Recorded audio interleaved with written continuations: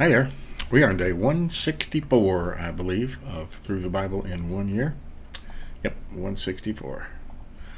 We're reading 1 Kings chapter 8 and 2 Chronicles chapter 5. 8 is a very long chapter, and 5 is a shorter chapter. And they both say basically the same thing. Okay. I never really realized before, because I never read them together, that 1 Kings and 2 Chronicles, and even a lot of Samuel, basically says the same thing. So, okay, let's begin. The ark brought into the temple. Then Solomon assembled the elders of Israel and all the heads of the tribes, the leaders of the fathers' households of the sons of Israel, to King Solomon in Jerusalem, to bring up the ark of the covenant of the Lord from the city of David, which is Zion. All the men of Israel assembled themselves to King Solomon at the feast in the month of Ethanim, which is the seventh month. Then all the elders of Israel came, and the priest took up the ark. That would be the Levites, right? They brought the ark to the Lord, and the tent of meeting, and all the holy utensils which were in the tent, and the priests and the Levites brought them up.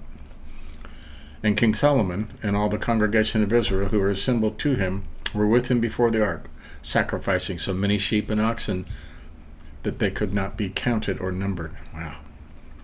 A lot of blood, huh? Then the priest brought the ark of the covenant of the Lord to its place in the inner sanctuary of the house of the most holy place, under the wings of the cherubim. For the cherubim spread their wings over the place of the ark, and the cherubim made a covering over the ark and its poles from above. But the poles were so long that the ends of the poles could not be seen from the holy place before the inner sanctuary. But they could not be seen outside. They are there to this day, when this was written, right? There was nothing in the ark except 2 tablets of stone which Moses put there at Horeb, where the Lord made a covenant with the sons of Israel when they came out of the land of Egypt. It happened that when the priest came from the holy place, the cloud filled the house of the Lord, so that the priest could not stand to minister because of the cloud, for the glory of the Lord filled the house of the Lord. Wow, cool, huh? Solomon addresses the people. Then Solomon said, "The Lord has said that it would dwell in the thick cloud. I have surely built you a lofty house, a place for your dwelling forever." Then the king faced about and blessed all the assembly of Israel. While the assembly of Israel was standing, he said, "Blessed be the Lord, the God of Israel, who spoke with his mouth to my father David and has fulfilled it with his hand, saying, Since the day I brought my people Israel from Egypt, I did not choose a city out of all the tribes in Israel in which to build a house, that my name might be there. But I chose David to be over my people Israel. Now it was in the heart of my father David to build a house for the name of the Lord, the God of Israel.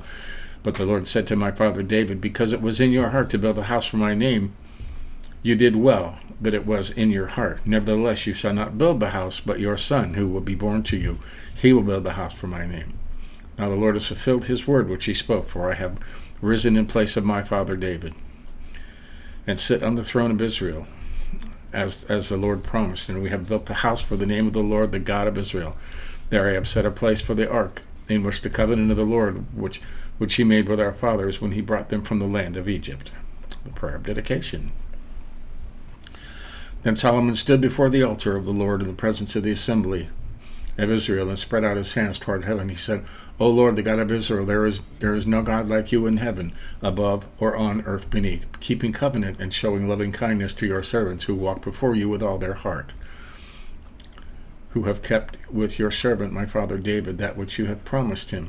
Indeed, you have spoken with your mouth, and have fulfilled it with your hand, as it is this day. Now therefore, O Lord, the God of Israel, keep with your servant David my father that which you have promised, in saying, You shall not lack a man to sit on the throne of Israel, if only your sons take heed to their way to walk before me as you have walked. Now therefore, O God of Israel, let your word, I pray, be confirmed, which you have spoken to your servant my father David. But will God indeed dwell on the earth? Behold, heaven and the highest heaven cannot contain you. How much less this house which I have built? You have regard to the prayer of your servant, and to his supplication, O my Lord, to listen to the cry and to the prayer which your servant prays before you today, that your eyes may be open toward this house night and day, toward the place which you have said, My name shall be there, to listen to the prayer which your servant shall pray towards this place. Listen to the supplication of your servant and of your people when they pray towards this place. Here in heaven, your dwelling place, hear and forgive. If a man sins against his neighbor and is made to take an oath, and he comes and takes an oath before the altar of this house, then hear heaven and act and judge your servants, condemning the wicked by bringing his way on his own head, and justifying the righteous by giving him according to his righteousness. When your people Israel are defeated before an enemy because they have sinned against you, if they turn to you again and confess your name and pray and make supplication to you in this house, then hear in heaven and forgive the sin of your people Israel, and bring them back to the land which you gave to their fathers.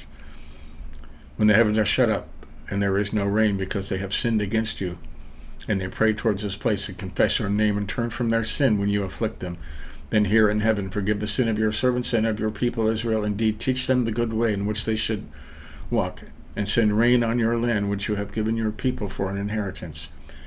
Wow. Long prayer, huh?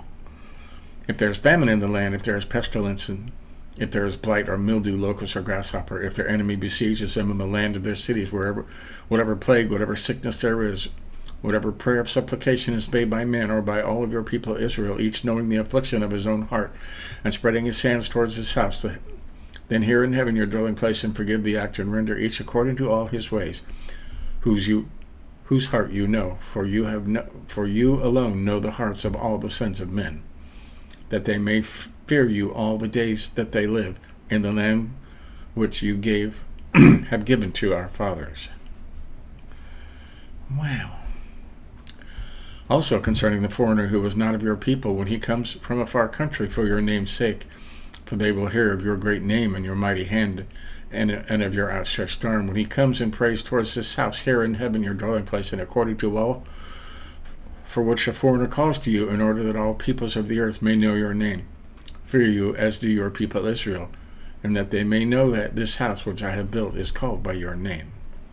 When your people go out to battle against their enemy by whatever you shall send them, and they pray to the Lord towards the city which you have chosen and the house which I have built in your name, then hear in heaven their prayer and their supplication, and maintain their cause.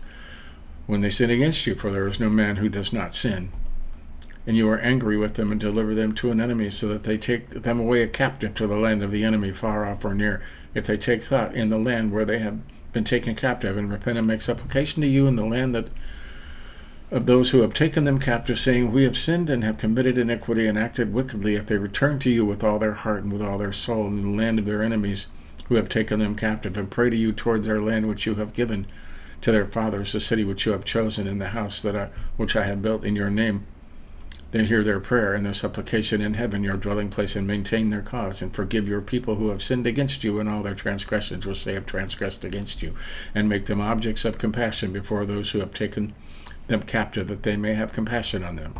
For they are your people and your inheritance, which you have brought them forth from Egypt, from the midst of the iron furnace. That your eyes may be opened to the supplication of your servant and to the supplication of your people Israel, and listen to them whenever they call to you. For you have separated them from all the peoples of the earth as your inheritance, as you spoke through Moses your servant, when you brought our fathers from Egypt, O Lord God. Solomon's benediction. When Solomon had finished praying this entire prayer and supplication to the Lord, he arose before the altar of the Lord from kneeling on his knees with his hands spread towards heaven.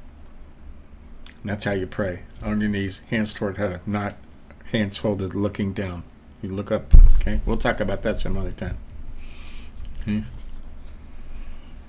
And he stood and blessed all the assembly of Israel with a loud voice, saying, Blessed be the Lord who has given the rest to his people, Israel, according to all that he promised. Not one word has failed of all his good promise, which he promised through Moses his servant. May the Lord our God be with us, as he has with our fathers, and may he not leave us or forsake us, that he may incline our hearts to himself, to walk in all his ways, and to keep his commandments and his statutes and his ordinances, which he commanded our fathers. And may these words of mine, which I have made supplication before the Lord, be near to the Lord our God day and night, that he may maintain the cause of his servant and the cause of his people Israel, as each day requires, so that all the peoples of the earth may know that the Lord is God and there is no one else. Let your heart therefore be wholly devoted to the Lord our God, to walk in his statutes and to keep his commandments to this day. Okay, that was a lot, huh? dedicatory, easy for me to say, sacrifices. There you go.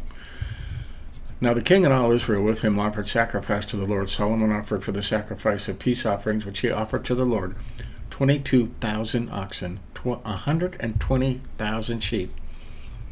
So the king and all the sons of Israel dedicated the house to the Lord. Man. On the same day, the king consecrated the middle of the court that was before the house of the Lord, because there he offered the burnt offering and the grain offering and the fat of the peace offerings. For the bronze altar that was before the Lord was too small to hold the burnt offerings and the grain offering and the fat of the peace offerings. So Solomon observed the feast at that time, and all Israel with him, a great assembly from the entrance of Hamath to the brook of Egypt before the Lord our God, for 7 days and 7 more days and 14 days. On the 8th day he sent people away, and they blessed the king. Then they went to their tents, joyful and glad of heart for all the goodness that the Lord had shown to David his servant and to his people, Israel his people. Wow. That was quite the thing, huh? Now this is just a short part and a synopsis of the thing from 2 Chronicles 5. Remember, we're reading this in order which the things happened in history, in chronological order. So, okay, the ark brought into the temple. There you go. Thus all the work of Solomon performed for the house of the Lord was finished, and Solomon brought in the things that David his father had dedicated, even the silver and the gold and all the utensils, and put them in the treasuries of the house of God. Then Solomon assembled to Jerusalem the elders of Israel and all the heads and the tribes and the leaders in the father's household and the sons of Israel to bring up the ark of the covenant of the Lord out of the city of David, which is Zion. All the men of Israel assembled themselves to the king at the feast that is in the 7th month. Then all the elders of Israel came, and the Levites took up the ark. They brought up the ark at the tent of meeting, and all the holy utensils which were in the tent, the Levitical priests brought them up.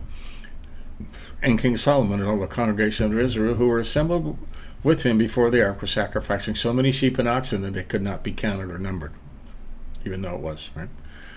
Then the priest brought the ark of the covenant of the Lord to its place into the inner city of the house, to the Holy of Holies, under the wings of the cherubim, for the cherubim spread their wings over the place of the ark, so that the cherubim made a covering over the ark and its poles. These poles were so long that the ends of the poles of the ark could be seen in front of the inner sanctuary. But they could not be seen outside, and they are there to this day. There was nothing in the ark except the 2 tablets Moses had put there at Horeb, when the Lord made the covenant with the sons of Israel when they came out of Egypt. The glory of God fills the temple. When the priest came forth from the holy place, for all the priests who were present had sanctified themselves without regard to divisions, and all the Levitical singers, Asaph, Heman, Jeroboam, and their sons and kinsmen, clothed in fine linen, with cymbals, harps, and lyres, standing each to the altar, and with 120 priests blowing trumpets. That's a lot of trumpets, man. In unison, when the trumpeters and the singers were to make themselves heard with one voice to raise and to glorify the Lord, when they lifted up their voice, accompanied by trumpets and cymbals and instruments of music, and when they praised the Lord, saying, He is indeed good, for His loving kindness is everlasting. Then the house of the Lord, was filled with a cloud, so that the priest could not stand to minister because of the cloud, for the glory of the Lord filled the house of God. There you go. So, that's today. What do they got us doing tomorrow? Let me look. 2 Chronicles 6, 7, and another Psalm, 136. So, there you have it. Let me make sure I marked it off. Yep, we did. So, there you go. That's day 164. It's finally finished. The ark is in place, and we'll see what happens tomorrow. We're going to keep going on with the story. We know it doesn't stay there forever, and the temple that beautiful temple gets destroyed eventually. Man, can you imagine all that gold and all that work? 13 or 14 years it took to build that. But that'll come at some point. But give us a like if you think about it. Catch up on anything you may have missed. You want to say you got the whole Bible in a year. So, and they're all down there. So, by days. So, till tomorrow, we'll do it again. See you then.